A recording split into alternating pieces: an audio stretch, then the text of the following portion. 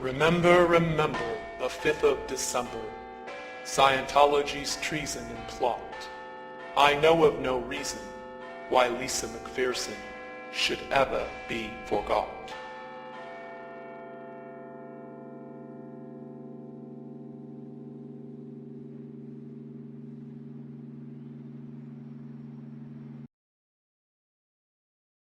You say the misuse, but I don't know if you're aware that there was a plan in 1955 in this country, Ted, to repeat what was done in Russia. There was going to be a Siberia, USA set up on 1 million acres in Alaska to send mental patients. They were going to lessen the commitment laws. You could basically get into an argument with somebody and be sent up there. This sounds very odd. Nobody's ever heard about it. That's in no small part thanks to the Church of Scientology. People say in the United States that these things can happen here. Mental screening that only took place in the old Soviet Union or communist Vietnam or those places. It's not true. I want to talk in some detail about the Citizens Commission for Human Rights, or the CCHR.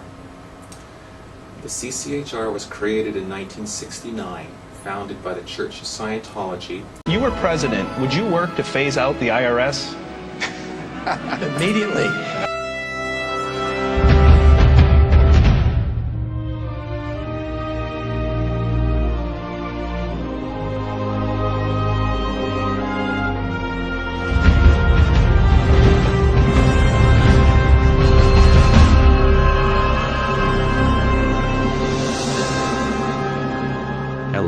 We are anonymous. The following is important information concerning the history of Scientology and the Ron Paul campaign. In a 2008 interview on Blog Talk Radio, a representative from Texas contacted Ron Paul with concerns about the Church of Scientology, specifically Scientology's tax-exempt status. Ron Paul's reply was read on the air. Posted on the site there in Texas where they're trying to outlaw Scientology from the RNC. So I'm going to try and bring them on, and hopefully they are who they say they are. Well, I will tell you that there are multiple chairs from the precincts down there that do have the power to do that are in anonymous, so it could very well be. Yes. Hello? Yes. Is this Maybe? Yes, this is Maybe. Oh, good. I was the Galveston County delegate yesterday. Yes, that's great. Tell us about that. Yes.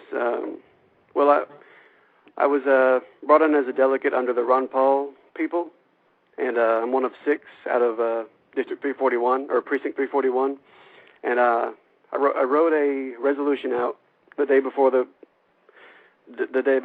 convention, and just proofread it, asked some people on my IRC if it was okay, and made some changes to it, and it got it worked out, and I submitted it yesterday, and after I had submitted it, they called for a vote, and every single person raised their hands, and it got passed.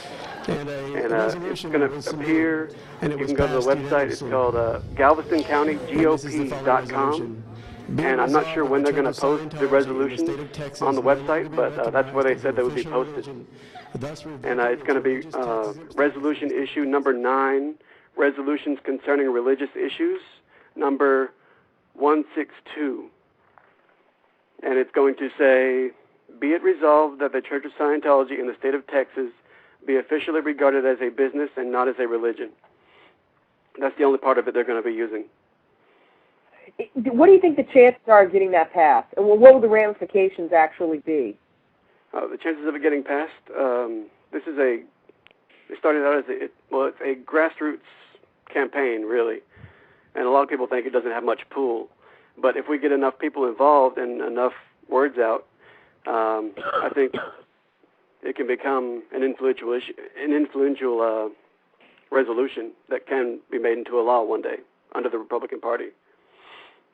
Well, God, if the Republicans are on this, man, I may have to change my vote. I'll tell you that.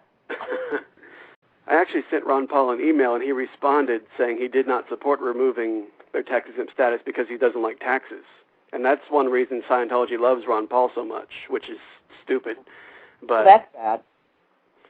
Well, who does like taxes? No one likes taxes, but that doesn't mean, a potential president can't see that a group is totally abusing our, establishment clause, and that's what really pisses me off. I mean, they should be allowed to have. shouldn't have a special privilege for one religion over another. Would you like me to read the email he sent to me? Sure, go ahead. Okay, this is from Dr. Ron Paul. Thank you for contacting my office. I am always happy when the people of 14th District of Texas take time to let me know where they stand on important issues facing the country. I understand your concerns about Scientology. However, I do not favor revoking Scientology's tax exemption because I oppose raising federal taxes on any group or individual, even when I disagree with elements of that group's political agenda. The precedent of tax-exempt revocation may someday be used to justify raising taxes on other tax-exempt groups, including religious organizations. Thanks for writing. Please do not hesitate to contact my office with any other questions, comments, or suggestions. Sincerely, Ron Paul. Well, don't you think then that if he was so opposed to revoking their tax-exempt status that he might be opposed to the fact that they can make claims on their religious education and have other people pay them back? I would assume. Yeah, that would be the point to make, I think, with him, is that, hey, you're actually paying them money. Well, I exactly. like that even less. What they didn't know is when Ron Paul said, "I understand your concerns about Scientology," Paul knew much more than he was letting on. Paul and his campaign have had a close working relationship to the Church of Scientology through their front group, Citizens Commission for Human Rights. His claim to not support revoking Scientology's tax exemptions probably has less to do with opposition to raising federal taxes and more to do with a private meeting Paul had with the CCHR the year before in November of 2007, where attendees paid a minimum of $1,000 to speak with Paul. From a CCHR email in November 2007 by Scientologist Mike Kaplan, I have arranged a private 1-hour luncheon with Ron Paul on 1128 Sin Street, Pete, when he will be in town for the CNN YouTube Republican debate. This luncheon is reserved for $1,000 plus donors to Ron Paul's presidential campaign. 19 people so far have paid and confirmed and will have the honor and pleasure of having lunch and communicating